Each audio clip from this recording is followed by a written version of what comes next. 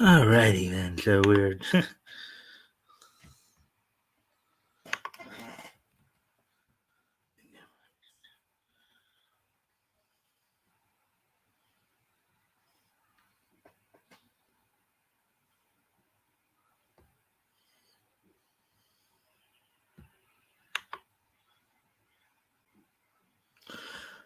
alright. Hey everybody. Well, looks like I'm the only one here, so we'll have to probably wait a few minutes to see who else shows up.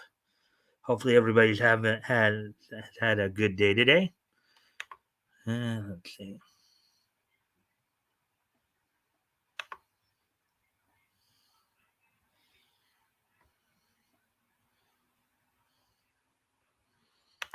No, I should at least be registering myself there. Yeah.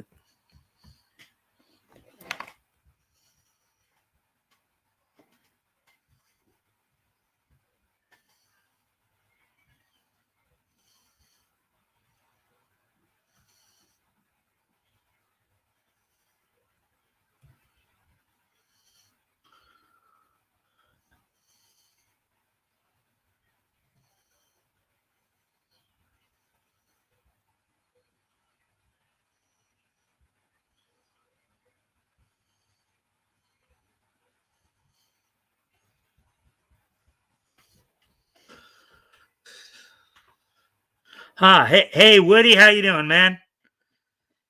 Yeah. As always, if you guys can like and share the stream, that will help out with the algorithm. Hey, and we got Dave here and Action Toys. So it looked like we got 4 people right away. That's good, guys. Thanks for being here. We're just gonna we're just gonna wait a couple more minutes to give some more people a chance to get in here.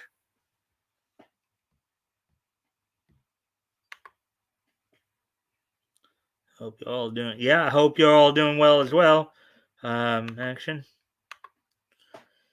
Yeah. So let's see. We got 4 people in here. So um, just take a quick peek here.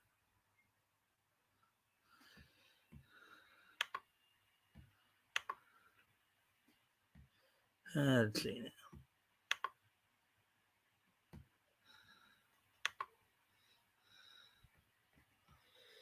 Let's see. Just I just checking a couple of things real quick here before. Now we're back down to 3 apparently. Ah,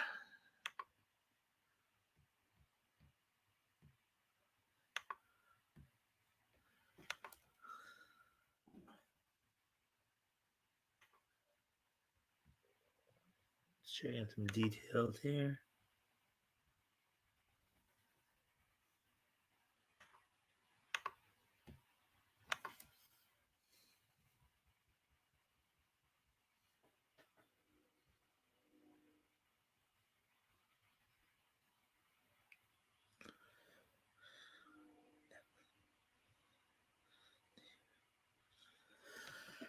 All right. So here we go.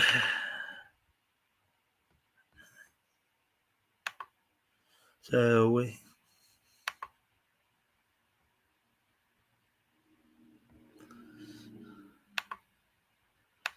All right. So anyways, so we got 4 or 5 people here. So let's see. Woody, you all doing well? Hey, Action.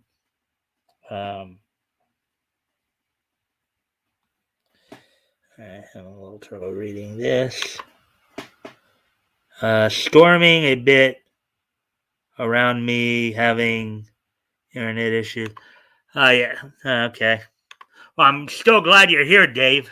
And as always, guys, I do appreciate any and all likes and shares. That does help with the algorithm. It looks like we got, let's see, we got 5 yeah, we got we got 4 or 5 people. Let's see, Dave's here, Woody's here, Action's here. I mean, so we got at least 4 people. So we'll probably get started at the 5 minute. We got 5 people watching now, so that's cool. Um,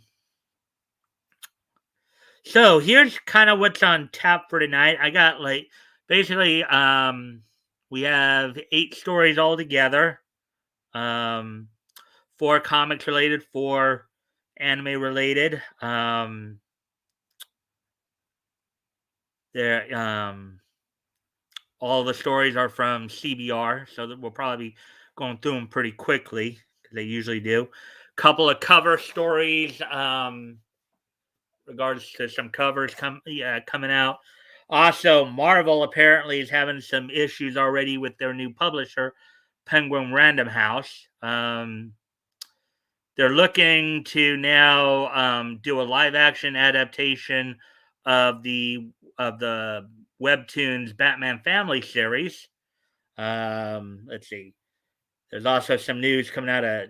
Let's see. There's a comparative article comparing manga and manhwa, as well as some release news out of Funimation as well as Netflix. So that's basically what's all on tap for tonight. On tap now, I crave beer. Yes, Woody, but you know that on tap is used for a number of things. Yes, beer being one of them. But on tap usually also means what's coming up as well. Um, so without any further ado, why don't we go ahead and get started? Well, let's see, 6 minutes. So yeah, why don't we go ahead and let's get started on articles then. So.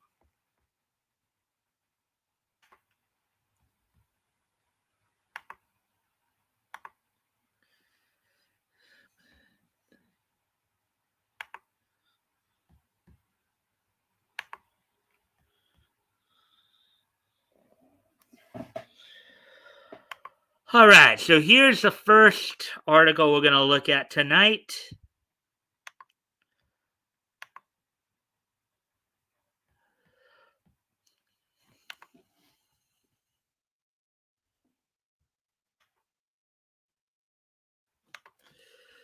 Black Panther #1 variant cover recruits New York Giants Saquon Barkley.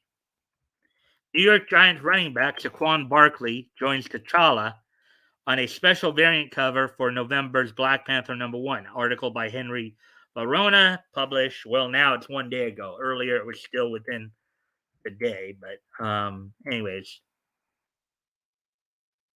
And that symbol, I believe, is what they call a solidarity symbol. Okay, Marvel Comics meets the NFL on a special variant. So a couple of failing businesses getting together trying to drum up business. That's going to be very interesting. Marvel Comics meets the NFL on a special variant cover for November's Black Panther #1.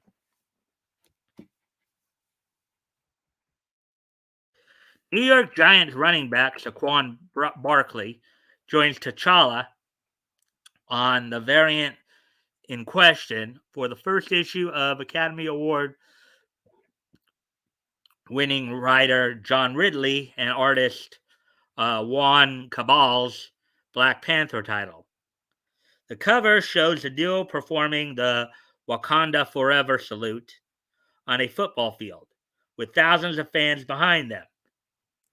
Sounds like the SJW's wet dream, doesn't it? Anyways. Drawn by comic book legend and Infinity Gauntlet artist Ron Lim.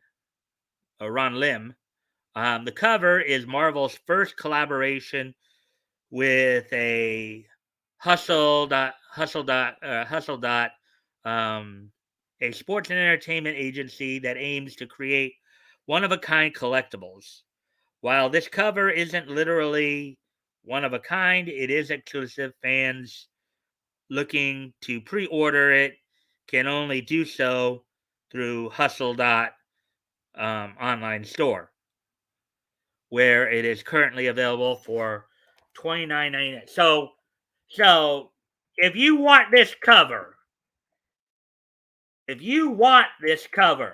They want you to pay $30 for this cover to see these two doing that. $30 to see two individuals doing that. All right? Only you can determine if that's really a good use of your money or that's really a valuable use of your money. Let's see.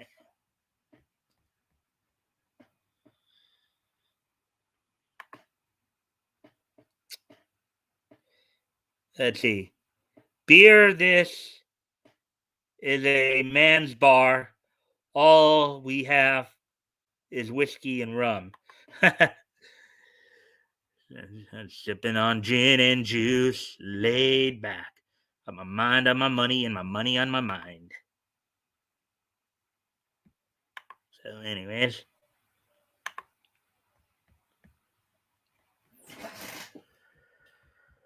Black Panther #1, Wakanda Forever.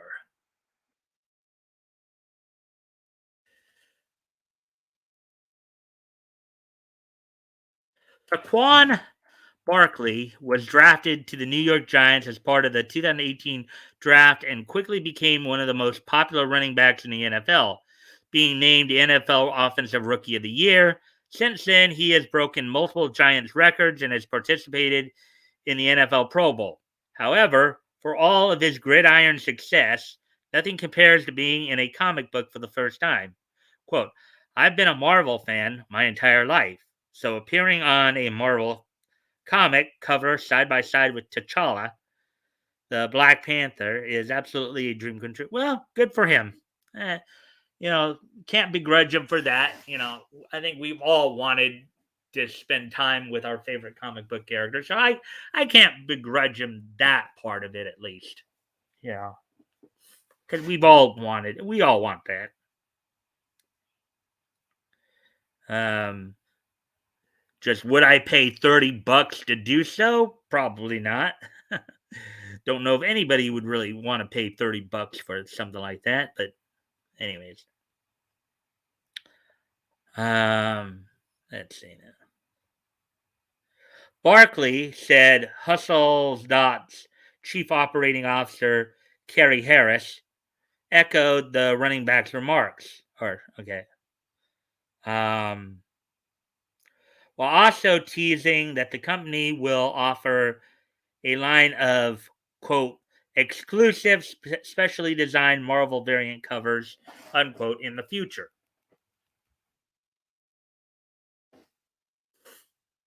Originally announced in May, Ridley and Cabal's new Black Panther series is an espionage superhero thriller with elements of a love story. It follows Ta-Nehisi Coates' run on the title, which took T'Challa to space and created the intergalactic empire of Wakanda. Ridley will be using the new book to have difficult conversations that tie in with the world's recent political. Of course, let's throw in politics into comics.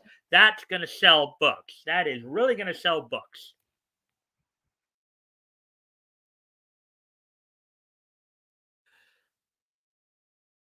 Saquon Barkley now joins a long line of real world personalities to be featured in Marvel Comics.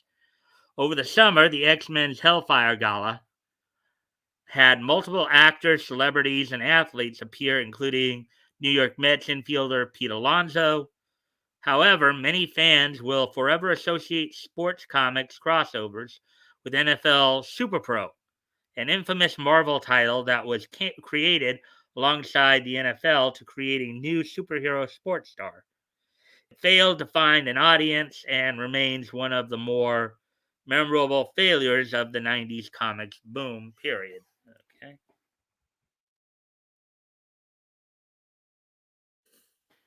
Written by John Ridley and illustrated by Juan Cabal, Black Panther #1 goes on sale November 10th from Marvel Comics. Yeah, they're already pretty much telling us that this is going to be another woke comic.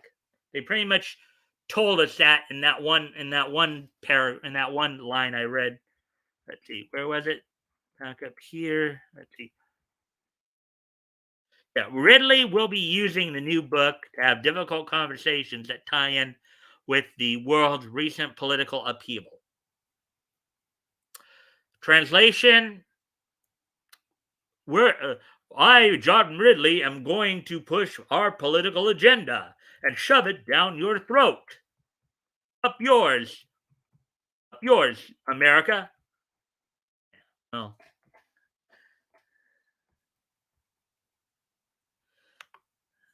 well, up yours, Mr. Ridley. I doubt very seriously that book is going to sell. Uh, what you guys are saying as we just got through. Let's see. Nothing more being said thus far. Uh, anyways, let me see. So, moving on to the next article then.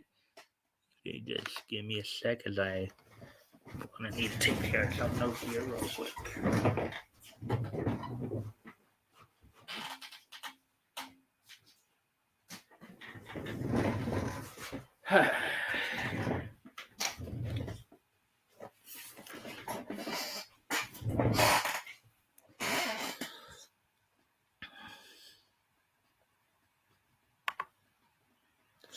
All right, so here's the next article we're looking at. Venom #4 cover is a tribute to Todd McFarlane's Amazing Spider-Man #300. David Yarden and Chris Sotomayor variant cover for January's Venom #4 pays tribute to Todd McFarlane's iconic Amazing Spider-Man #300 cover. Article by Noah Dominguez, published 23 hours ago. So there's Venom right there.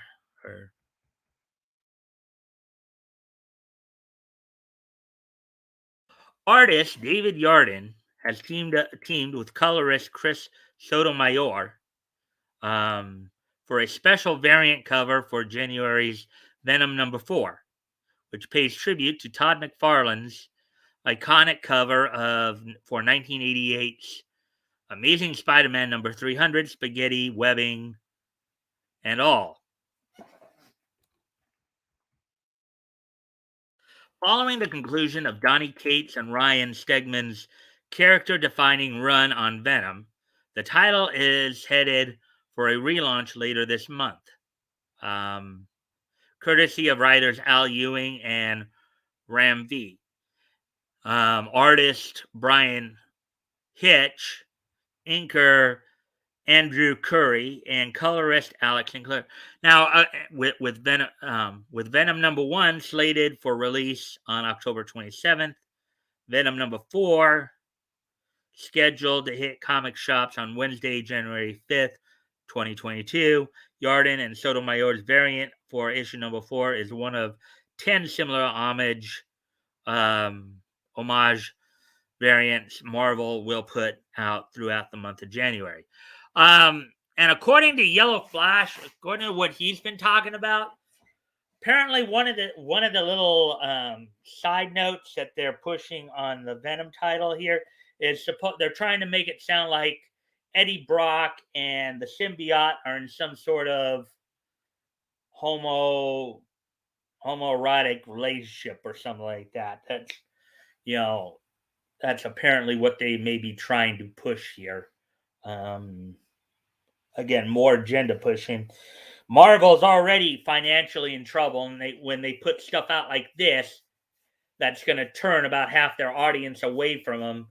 They're just you almost have to scratch your head. You have to almost scratch your head wondering what in the world they're thinking. And I know that Marvel is in trouble because Tug was also reporting on that on their stock numbers. I saw that another video on that this morning. So and that does look kind of like an interesting cover there. That's the Venom #4 homage cover by David Yarden and colors by Chris Sotomayor. And then I guess Here, I think is the Amazing Spider-Man cover. I guess the Amazing Spider-Man 300 cover was when Spidey actually had the suit on, when Peter had the suit on, opposed to Eddie. So, uh, quote: This January, your favorite artist will pay tribute to some of the greatest comic book covers in Marvel history, with an all-new homage variant covers. Um, the House of Ideas wrote in its official press release, quote, featuring new artwork from superstar artist David Yarden, artist Will Slimy, Slimy. Okay, that's an interesting name to have.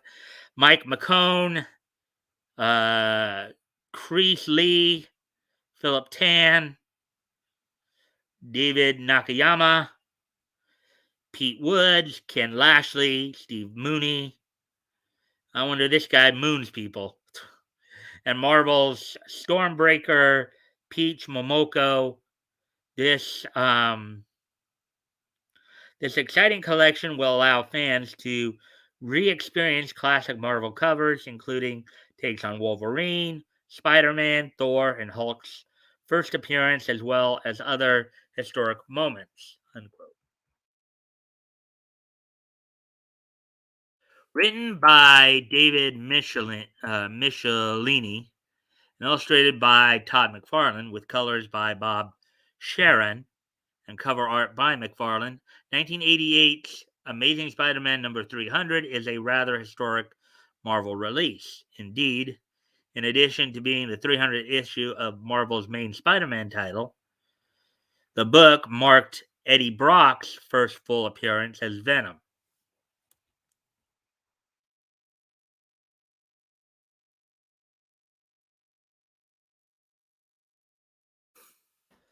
Venom, of course, became of Marvel's most became I guess there's forgot to put a word in there, became one of Marvel's most popular villains following his introduction, even going on to become an anti-hero in his own right as the Lethal Protector. Venom has also been adapted into live action on multiple occasions, with Topher Grace first playing Eddie Brock in 2007's Spider-Man 3. Tom Hardy later took on the role of Eddie for 2018 solo film Venom and its recently released sequel, Venom Let There Be Carnage. For those of you who don't know, Carnage is kind of the spawn of, or the offspring of Venom.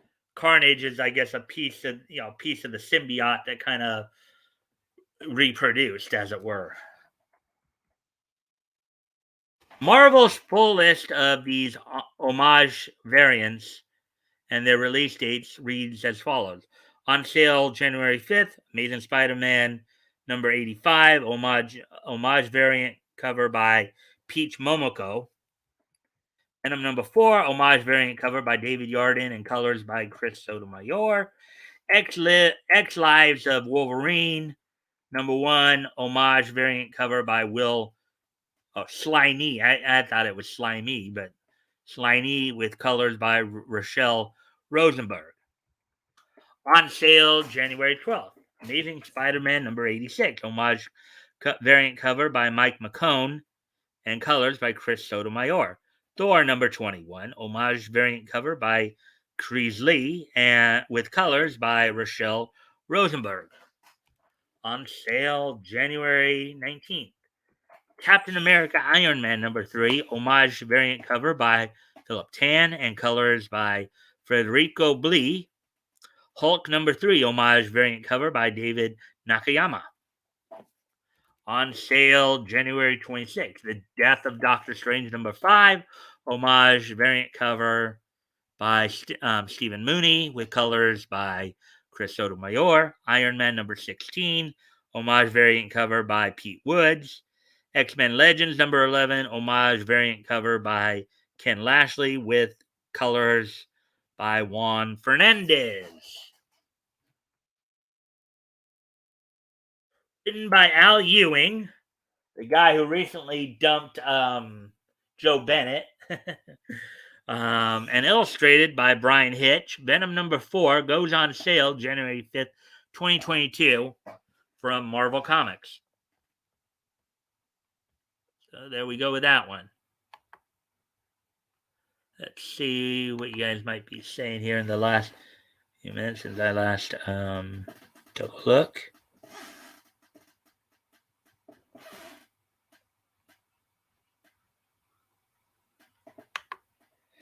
Give me a tall milk in a dirty glass. I think that's from a movie somewhere, right? He's so slimy. Yeah. One printing of his name said slimy and the other said slimy. So I don't know which it is, Dave. All right. So anyways, moving on to move on to the next article here.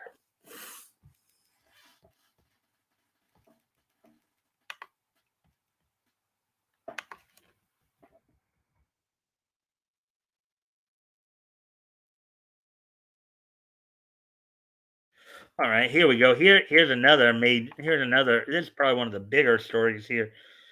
Um, New Marvel distributors first week fraught with missing damaged comics. So they're already having issues with their new distributor, Penguin Random House. So Penguin Random House's first Marvel comic shipment results in damages and missing books among various retailers, including DCBS. So yeah. Article by John Arvidon, published 10 hours ago. So I guess going from Diamond to Penguin Random House, at least early on here, is not proving to be a good move. Let's get into the details here of this.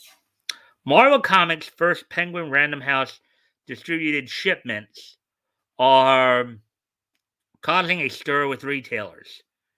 According to Bleeding Cool, a shipment sent to Discount Comic Book Service, which distributes DC books through Lunar Distribution, went missing. Quote, "We are writing to let you know that the shipment of Marvel items coming from Penguin Random House has gotten lost on its way to us." Unquote, DCBS, I guess the Discount Comic Book Service, reported. Quote, "It is currently being looked for, but since we have not yet received any of our Marvel items for this week, we are unable to start processing shipments. We sincerely apologize for the delay that this is causing and appreciate your patience." So some of the books are getting lost. I guess this shows another great business decision that's panning out for Marvel, huh?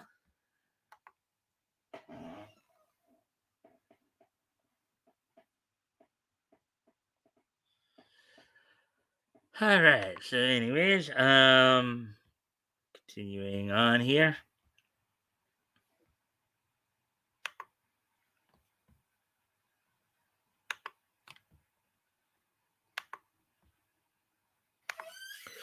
Other retailers who did receive their shipments reported poor packaging of books. Quote, "We received our books today crammed in incredibly tiny boxes and had zero protection from the rigors of shipping. And literally 70% of our books were damaged." Unquote. One comic book shop owner explained, quote, "I can only imagine how things went industry wide. It seems that these guys think they can ship comics like they ship their novels to bookstores and everything will be fine. I can only imagine how much money they will be losing over the amount of damaged copies they will have to replace." Unquote.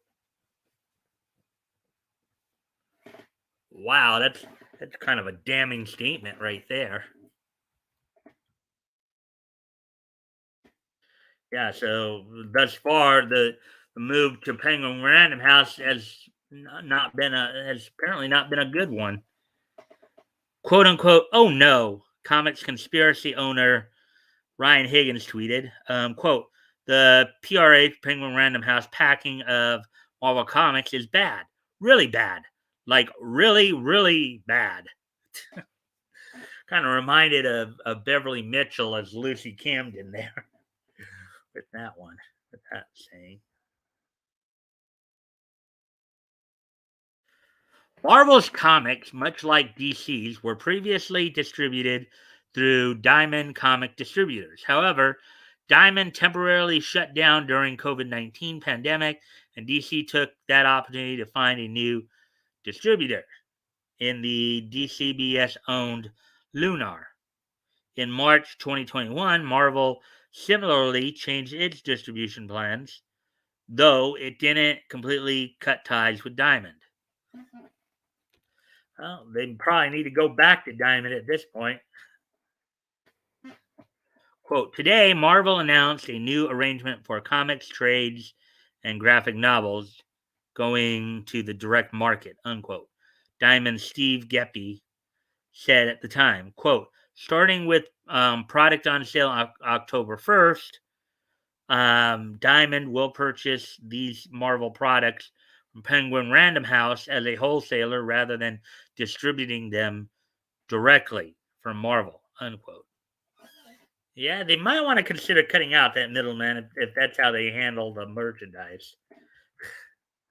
Ironically, in April, Marvel released a video detailing how Penguin Random House's new packaging would prevent damage to its comic book. And yet, the comic books still get damaged. Ay, ay, ay, ay, ay, ay, ay.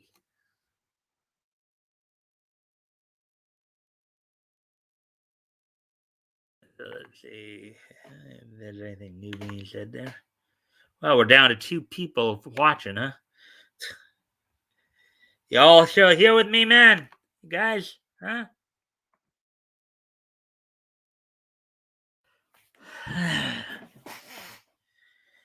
I know, Dave, you were saying you were having some issues because of the weather, and I even saw a little bit on the signal icon as well. Hmm.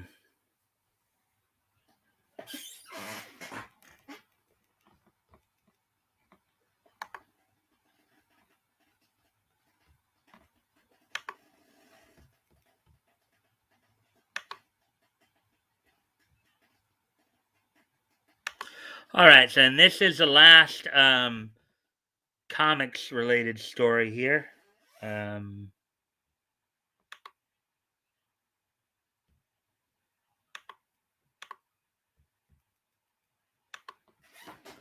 Webtoons Batman Wayne Family Adventure gets live action adaptation. A cast of diverse actors will depict the live action versions of the Bat Family in Webtoon and DC's Batman Wayne Family Adventures. Article by Tim Adams, published 6 hours ago. There's the scene been seeing for quite a while. Robin, you got Batman and Alfred in the background there. You got Robin. I think that's supposed to be another one of Bruce Wayne's son, just um, not Damian. The popular webtoon comic Batman Wayne Family Adventures is getting the first live action adaptation with a diverse group of actors. Isma Hawks, Danny Shepard will direct the Batman Wayne Family Adventures live action adaptation, with Jeremy Lee taking the title of director of photography. The 3-part miniseries will debut on the Ismahawk YouTube channel later this month, with its first trailer debuting October 11th. CBR has confirmed DC is providing the license, making this an official DC project.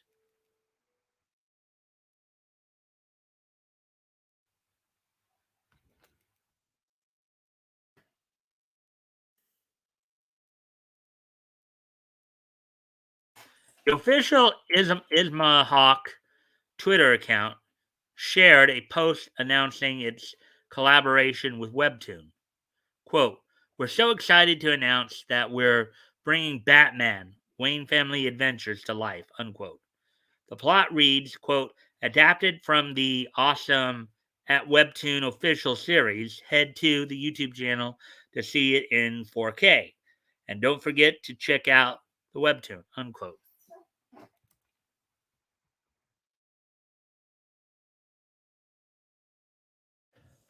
Let's see. Wayne Family Adventures cast includes Jonathan Bentley as Bruce Wayne, Yoshi Sudarso of Buffalo Boys and Bullet Train as Dick Grayson Nightwing, Lisa Foyles, All That and Malcolm in the Middle as Barbara Gordon Oracle, Tim Neff from Echo 3 and Outpost as Jason Todd Red Hood, uh,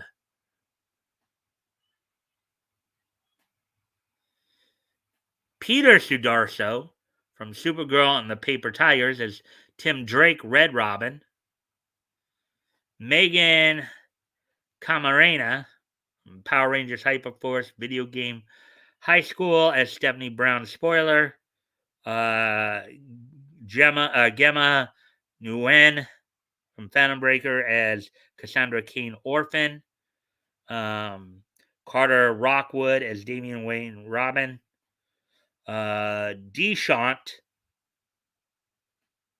Fiction Stegal, So You Think You Can Dance as Duke Thomas Signal, and Marcus Weiss, Scrubs, and La Reeves as Alfred Pennyworth.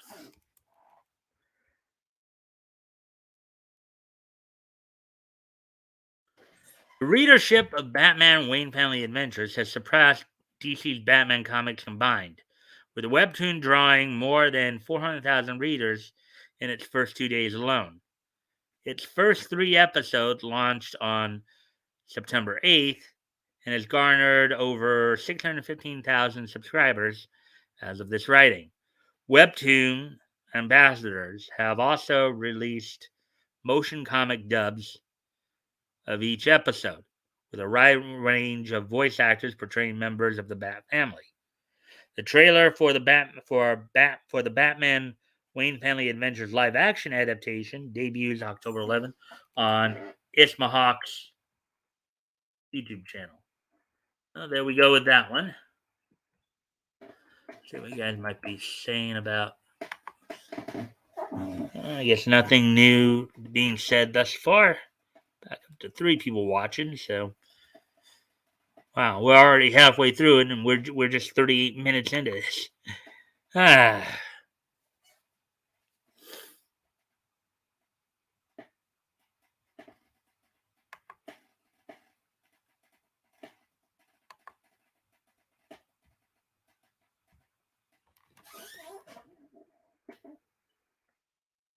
from a watcher's point of view.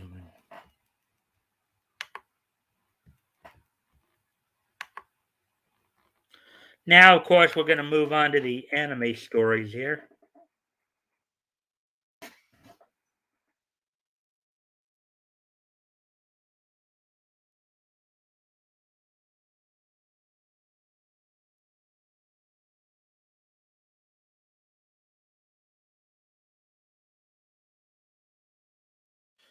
All right, so here's the first article we're going to look at on the anime side of it.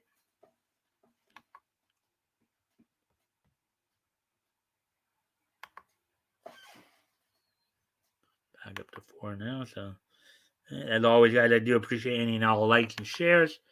It does help with the algorithm. See if we can get some more people in here. So, anyways, manga versus manhwa. What is the difference anyway? Manhwa looks and even reads a bit differently than manga. But many of the biggest stories, like Tower of God, feature similar action adventure themes. Article by Timothy Donahue, published 13 hours ago. So let's take a look at this. Manga is more popular than ever, leading to several niche books being released in America that would have otherwise been stuck in Japan.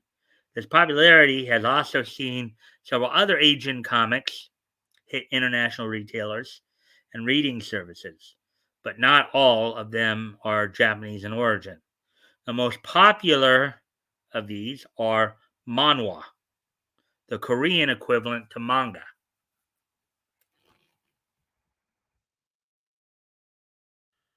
Manhwa looks and even reads a little differently than manga, but many of the biggest stories feature similar themes of adventure and intense action. The biggest differences are how and where they're read. But with the Korean wave still going strong, the walls to become a manhwa fan are finally coming down. In order to cut down on confusion for what exactly the differences are between the East Asian comic types, here's a look at South Korean manhwa. What's the difference between manga and manhwa?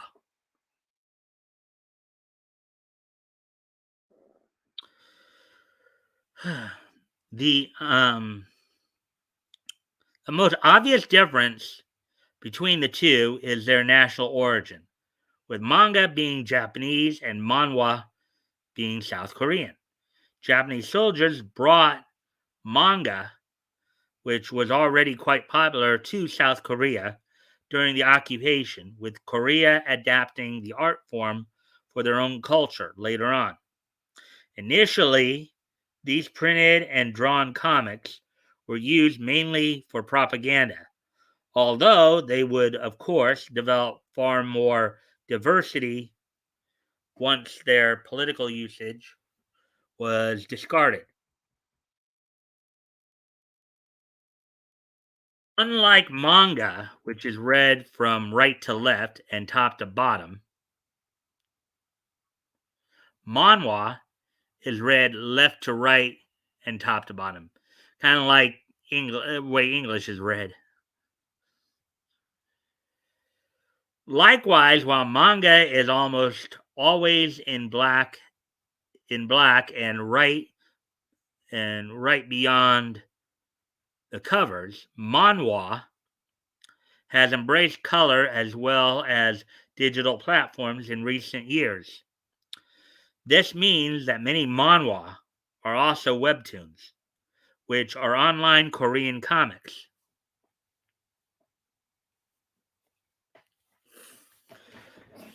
Due to this, they're usually optimized to be read on a computer or cell phone screen instead of in printed form.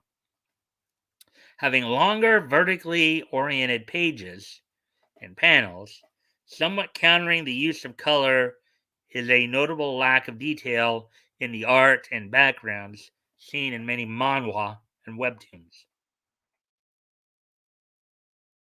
What's manhua?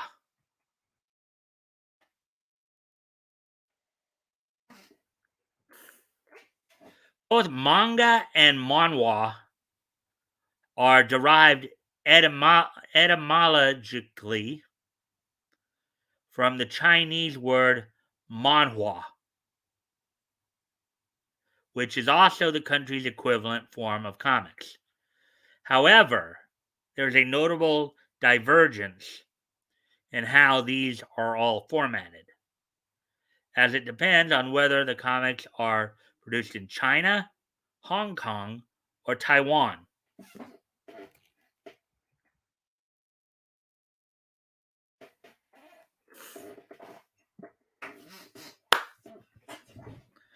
Some of the most well-known examples of manhwa include the martial arts adventure story Chinese Hero. Sadly, due to the medium as a whole still being esoteric outside of Chinese territories, this and other manhwa are still hard to come by in the West, especially compared to manga and even manhwa.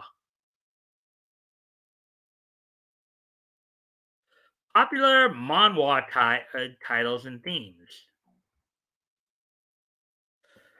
Some of the biggest manhwa at the moment include titles such as Solo Leveling, Tower of God, The God of High School, and Noblesse.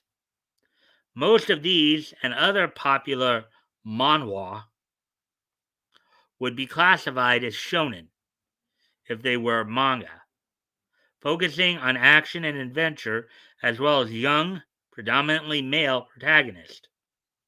Concepts such as traveling through different realms and fighting interdimensional demons and monsters are also common, as are the heroes powering up and becoming stronger to face these human. So so what they're talking about here is in the manga scene, it would be some of the elements here they're talking about here would be like isekai and like some of the stuff that you see in Dragon Ball as well.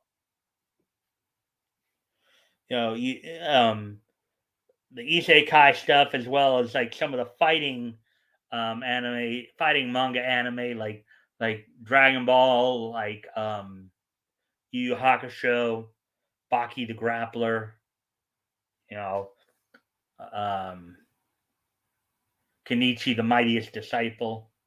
Um,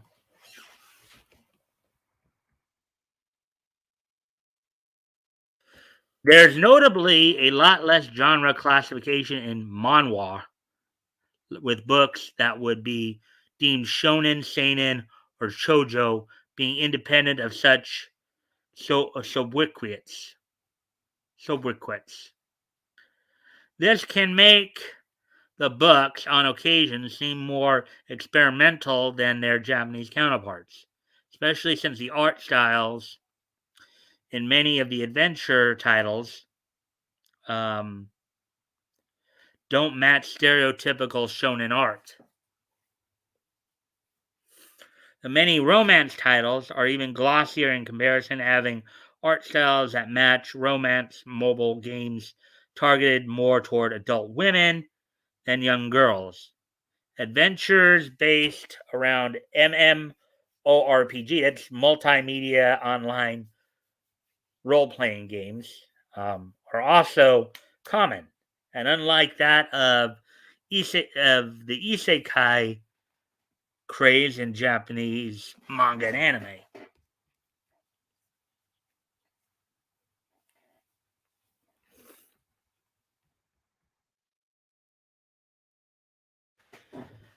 Those who've become fond of supernatural manga such as Demon Slayer, Jujutsu Kaisen, and other titles will definitely enjoy Solo Leveling and Tower of God.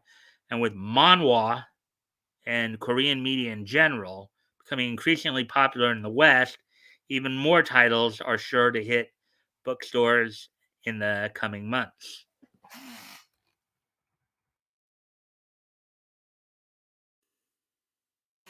All right, then. So here we go with that one. Let's see. Oh, that took quite a bit of time. We're up to 41 minutes now. And I guess nobody said anything in a while. Uh, hopefully, you're all enjoying the content thus far.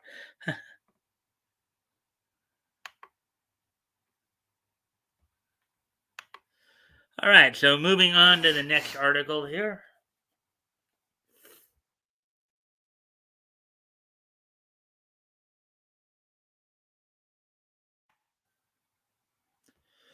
All right, so here's the next article here. Netflix to stream live action Japan Sinks series. Netflix will adapt Sakio Komatsu's Japan Sinks once again, this time as a live action series starring Godzilla vs. Kong's Shunoguri. Article by Michael Lacerna, published 12 hours ago. All right, so here we go. Netflix will soon begin streaming more Japanese TV shows internationally, an initiative which will include the latest TV adaptation of Japan Sinks. As reported by Japanese entertainment site Eiga-sha,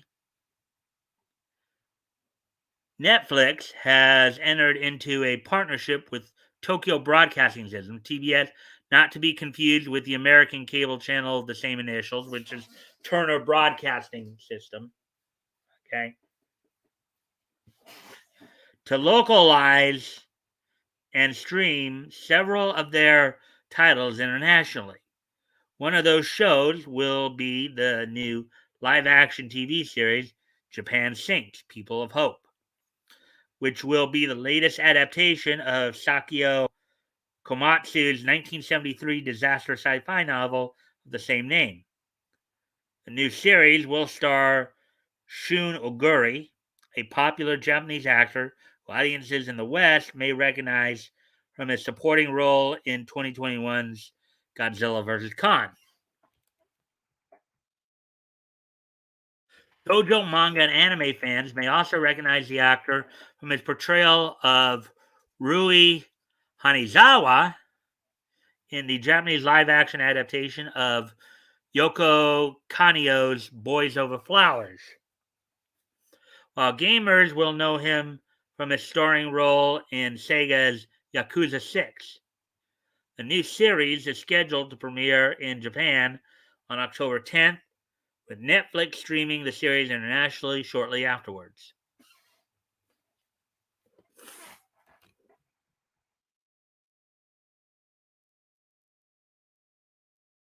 Japan Sinks has been adapted to film, TV, and manga numerous times. The novel was originally adapted into a manga series by Gogol 13 creator Takao Saito and was also made into a 2006 live-action movie, which was directed by Gainax co-founder and Neon Genesis Evangelion and Macross Plus storyboard artist Shinji Higuchi.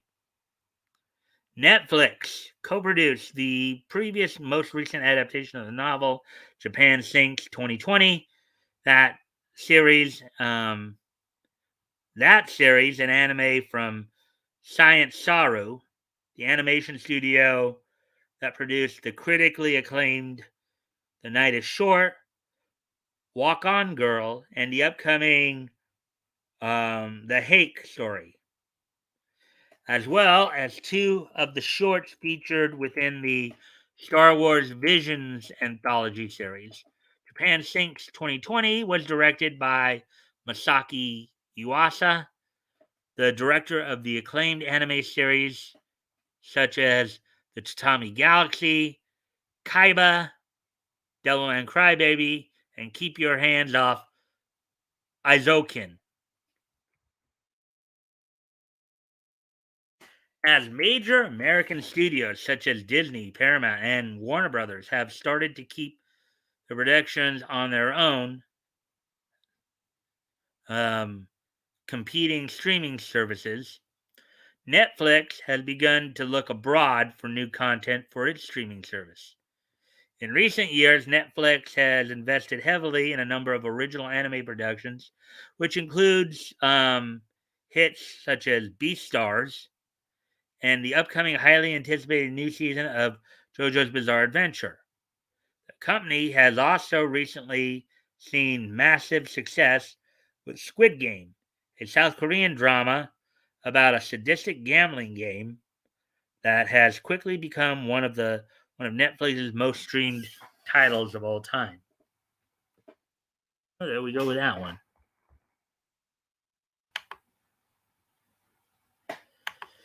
Anyways, guys,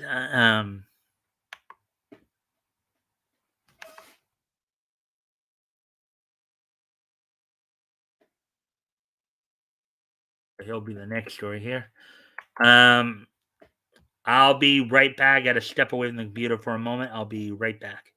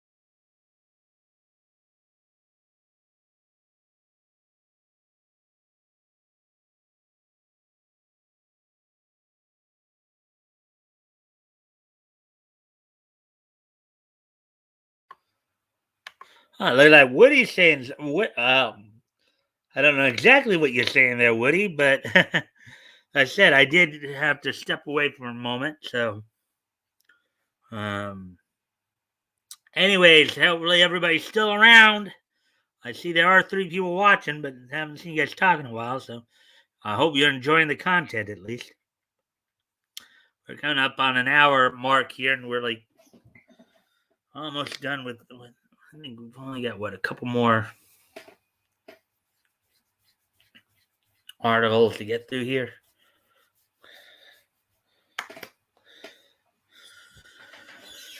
Anyways.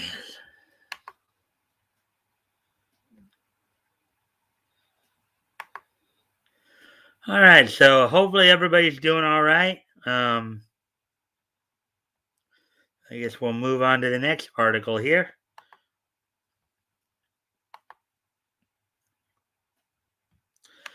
Demon Slayer recap specials coming to Funimation. Ahead of the upcoming premiere of the anime's second season, Funimation will stream omnibus episodes of Demon Slayer that recap the series so far. Article by Michael Acerna, published 10 hours ago. I think that's the main baddie right there.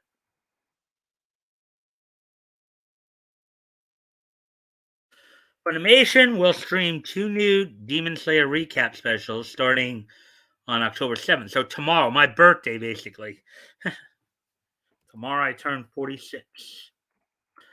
The new specials, Demon Slayer Kimetsu no Yaiba, Asakusa Arc, and Demon Slayer Kimetsu no Yaiba Suzumi Mansion Arc, re-edit episodes from their respective arcs in the Demon Slayer anime into an hour and a half to 2 hour movie format.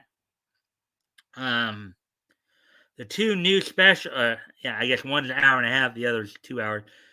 The 2 new specials will join the previous 3 specials, which recapped the events of the siblings Bond, Mount Naragumo, and the Hashira meetings arc.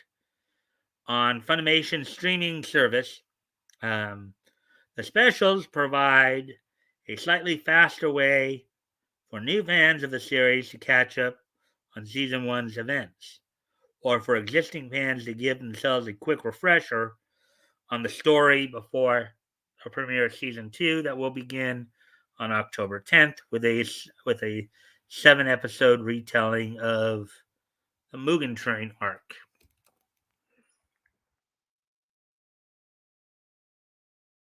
While Season 2's Mugen Train arc will mostly be made out of re-edited footage from the Mugen Train movie, the first episode of the season will be an all-new story that shows how the Flame Hashira, Kyojuro Rengoku, made his way onto the eponymous demon-controlled train. Following the conclusion of the Mugen Train arc, the series' second season will launch into a completely new content with the start of the Entertainment District arc, which sees Tanjiro and company teaming up with the Sound Hashira Tengen Uzui to investigate a series of possibly demon-related disappearances within a large city's red light district. The Entertainment District arc is one of the most well-regarded story arcs from the original manga, and its anime adaptation will begin airing on December 5th with an hour-long episode.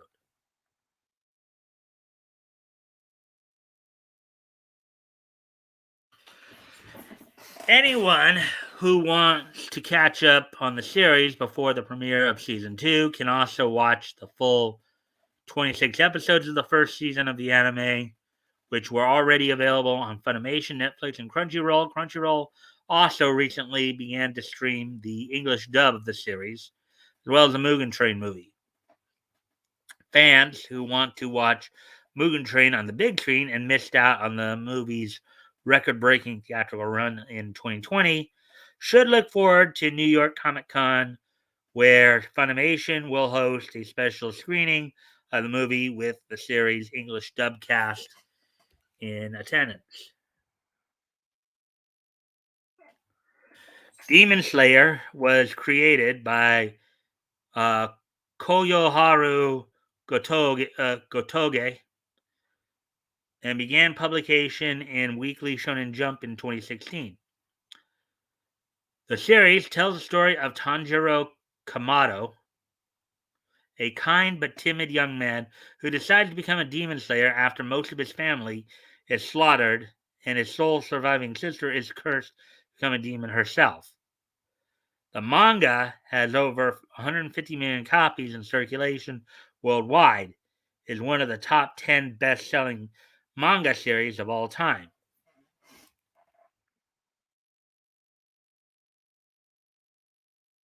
Well, anyways, there you go.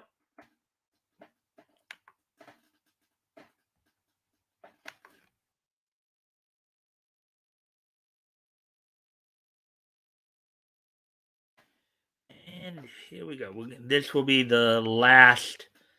This will be the last of the main articles tonight. Leto's here. Hey, Leto. Let's see now before we get to this last article. As always, of course, I do appreciate any and all likes and shares. If you guys help out with that, that'd be appreciated. Yeah. Well, before we get to that, let's see what. Kind of get caught up here on some of the commentary. That's a hey, Mike, Woody, Dave, and Toys. How are y'all? Leto, howdy. Sorry that I'm driving to work, but we'll be listening. That's cool. Hey, at least you're here. Thanks for being still chauffeuring. The blouse and skirt. Oh boy. Happy early birthday, Mike. Thank you, Leto. Your other job. Yeah, Woody. Hey, back out. Let's see. All right, I'm driving. Make it a good show. Yeah, that's what I'm doing. Sup, bro, daddies. Oh, oh yeah, that's right. You had your trivia tonight, didn't you, Batco? Sup, bro, daddies. Hoof hearted. Um, crushed the competition in game one and took first. Game two wasn't too hot. Well, at least you won something there, Batgoat, right? That goat. Hey there. Yeah. All right. So always got to do appreciate any and all likes and shares. That's with the algorithm. Anyways, getting on to the last story here. Right, it's Wednesday, so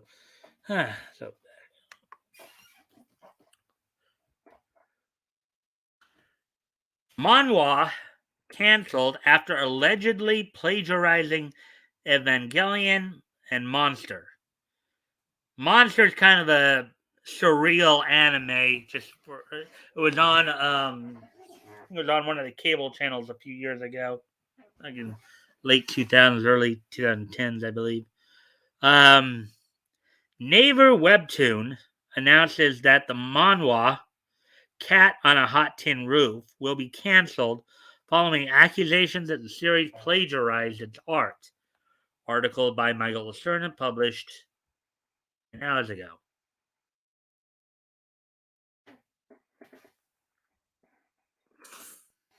The manhwa Cat on a Hot Tin Roof has been canceled after some readers claimed that it had plagiarized art and design layouts from several older manga and anime series, including Neon Genesis Evangelion and Naoki Urasawa's Monster.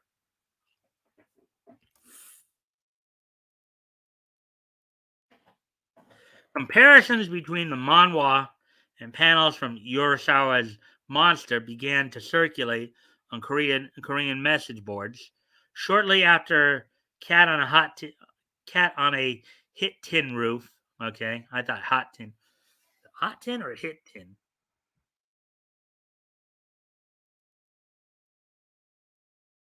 One says on a hot tin roof, the other says on a hit tin roof. Again, just they're not. ah, began its began its serialization last month.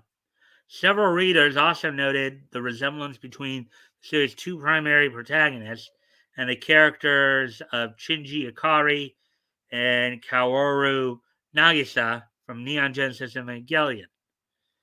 According to NamuWiki, a Korean language database for manhwa and webtoons, the manhwa's author defended their work by saying it was inspired by Demian, a 1919 story by German-Swiss poet Hermann Hesse, that explored themes of duality and spiritual enlightenment, and is often cited as a direct influence on Neon Genesis Evangelion.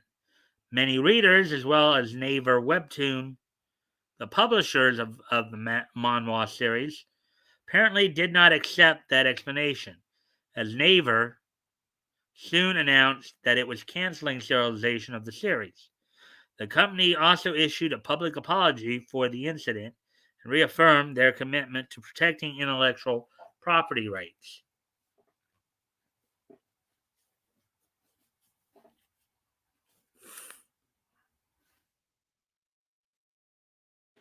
Cat on a Hit Tin Roof was first so is it Hit Tin Roof or Hot Tin Roof?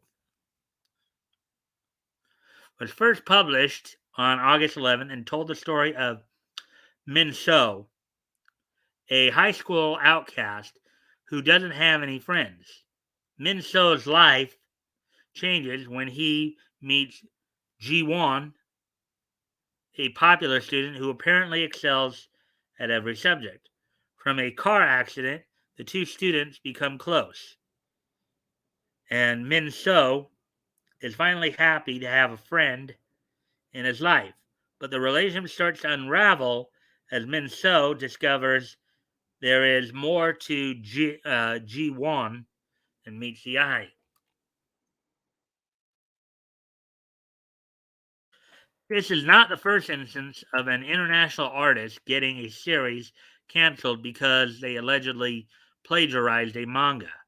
The most infamous example of which occurred in 2010 when Nick Simmons, the son of Kiss frontman Gene Simmons, had his comic book series Incarnate canceled after he was accused of tracing panels and copying character designs from several popular manga series, including Hellsing, Vampire Hunter D, One Piece, and Bleach. Simmons defended his work at the time, saying it was an act of homage, not plagiarism.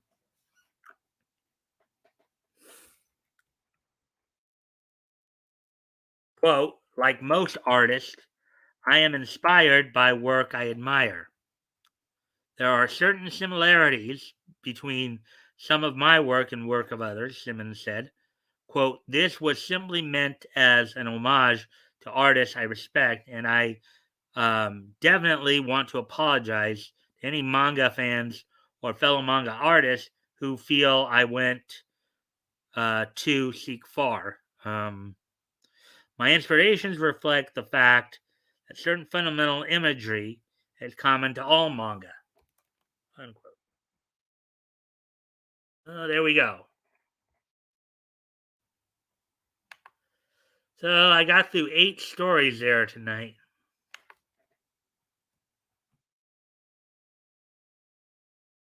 8 main stories.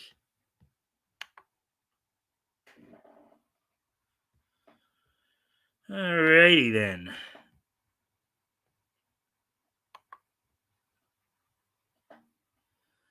Let's see where the conversation. Hey, Bat Goat from Leto. We did. We're up to $50 in gift cards. That sounds cool. Woody Leto from Back Out seems to have copied the title from somewhere else. Awesome. Yeah, Cat on a Hot Tin. I don't know if they were trying to say Cat on a Hot Tin Roof or Cat on a Hit Tin Roof, because it just seemed to interchange in that article there. Cat on a Hot Tin Roof, 1958, based on the play by, yep, with Elizabeth Taylor, Paul Newman. Yeah, I remember hearing about that. Huh. Someone is a.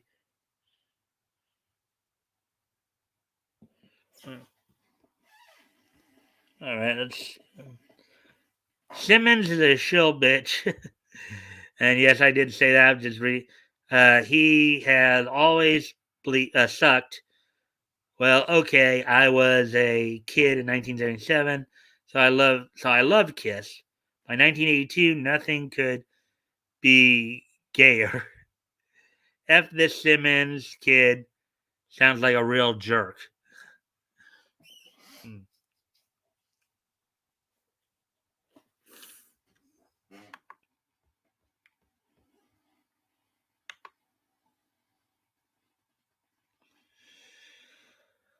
All right then. So let's see. So we're at an hour 15. So we can go a little longer, if you guys like. Um, Anything on your guys' mind that you want to talk about or ask about?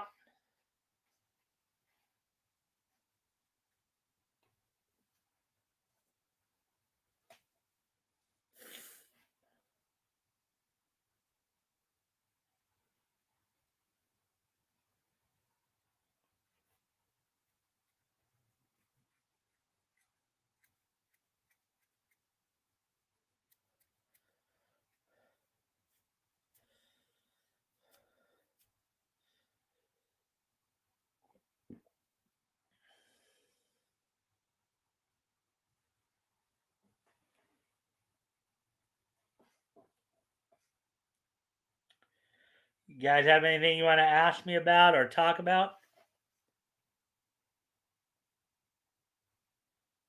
I do know one of. There we go. Back I just said. Okay.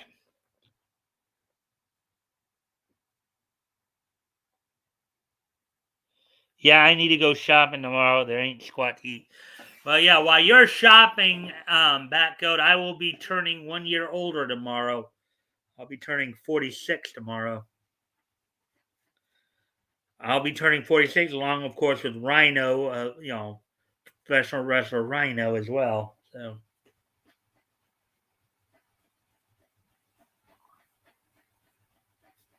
yeah.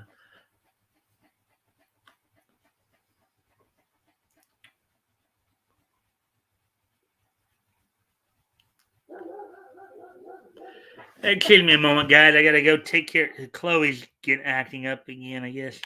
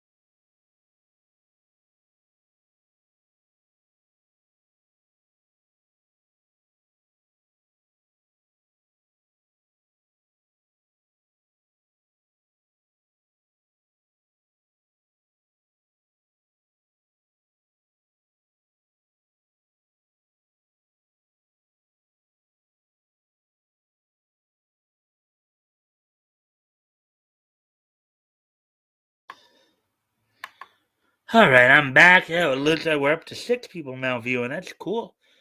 Good. Let's see.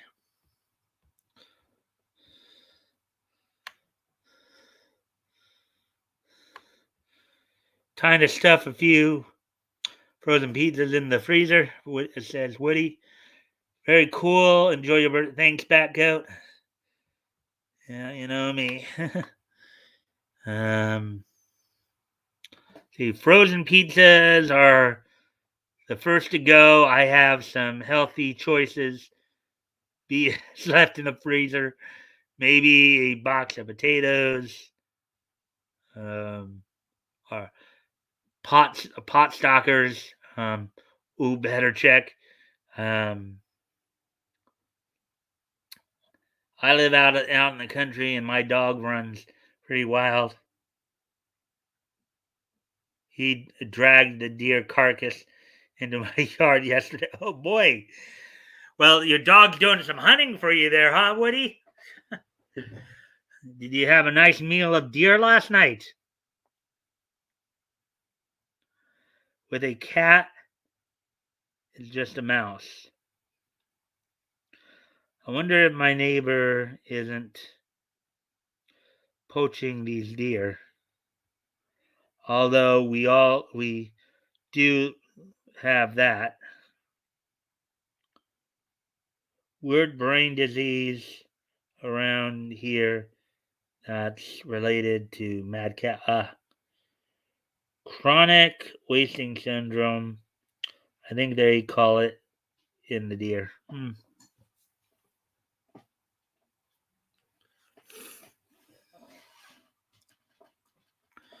Yeah, so we're at an hour 21 here.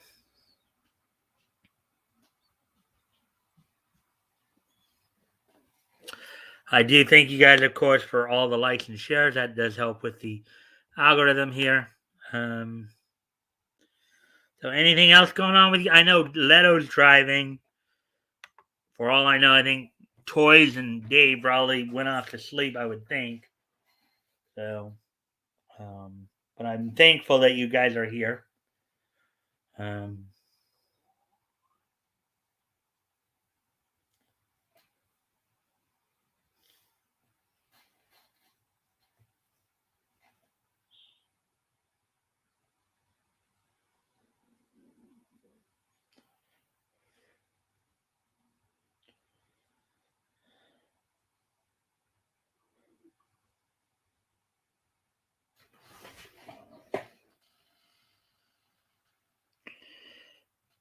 let's see. Oh, see what you have to say here. Cream cheese wontons in the turbo booster oven, boys. We're good. That sounds good.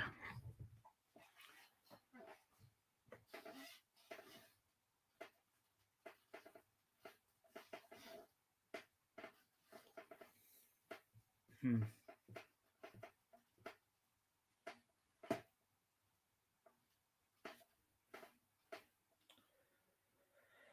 All right. So, if there's nothing more that you guys want to talk about or anything like that, we can probably start to wrap things up, wind down a bit if you guys want. Unless you guys have anything more you want to talk about or ask about.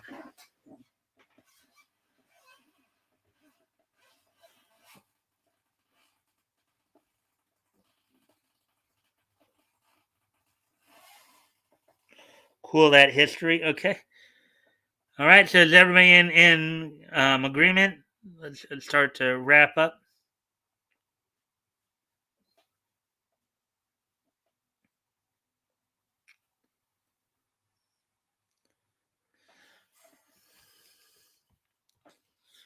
Let's see.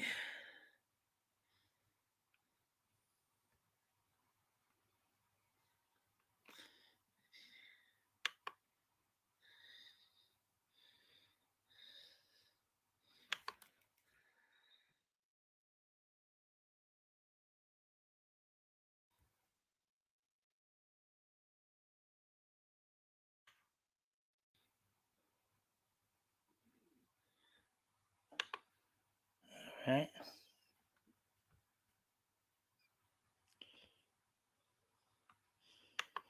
Disregard the backlash.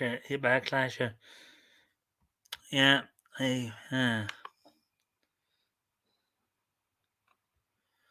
All right. So okay. Well, I need to get rid of that thing before it starts stinking. You should probably just set it ablaze and let it just simmer away. Uh, all right. So without any further ado, let's go ahead and take a look back at on this day in niche history. Yes, we did, Woody. Today being Wednesday, October 6th, 2021. Let's take a look back at this day in history. I've only got two pieces of niche history tonight, and they're both from 1981. As we oftentimes say, 1981 is just so nice that we're gonna hit it twice. So, anyways, without any further ado, let's take a look at what happened on this date back in 1986. First off, I'm sorry, not 1986, 1981.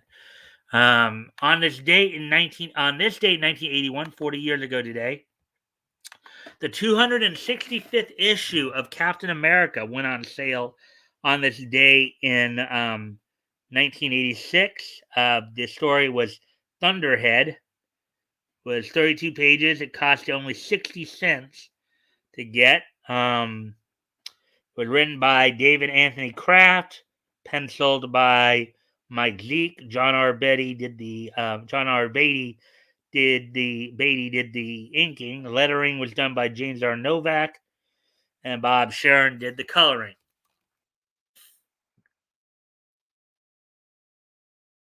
So that happened on this date in 1981. Twice, yes, twice, Batgoat. Yes, twice. So, and the final piece in each history I was able to find for tonight also happened back in 1981. As on this date back in 1981, the the uh, Kokusai Eiga-sha anime um, Galaxy Cyclone Briger made its debut on TV Tokyo on this date 40 years ago today. So on this day 40 years ago today, the Kokusai Eiga-sha produced anime um, Galaxy Cyclone Briger made its debut on TV Tokyo. So that's all that I got for you on the history side of it tonight. I thank you guys again for being here. I thank you guys for all the likes and shares. Don't forget this Friday, of course, we'll be starting our coverage of June 1938 in comics. Batgoat, of course, send you the StreamYard link in the sometime in the late morning, early afternoon. So we got up to 7 people now. Yeah, the show's just about over. So this Friday, of course, as we get started on June 1938, the coverage from June 1938, we'll be looking at DC Comics. We'll be focusing and reading in on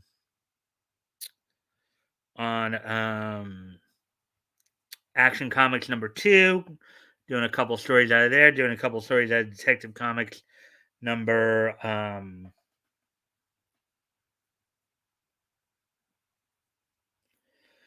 number 17. So those will be things we'll be looking forward to. Let's see. You say Batcode has news for everyone. It's good news.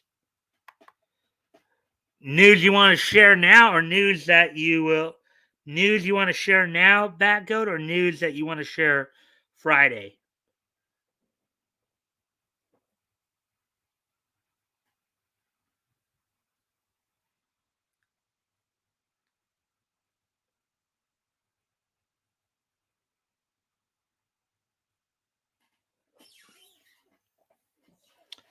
for Friday. Okay. Well, I guess we'll look forward to that then. All right, guys. Well, thank you all for being here tonight. No, we're running a little on the short end, but I also need to go grab a bite. Grab something to eat. Kind of help stabilize my system a bit here. So, anyways, thank you guys again for being here, and I will see you all tomorrow. Bye.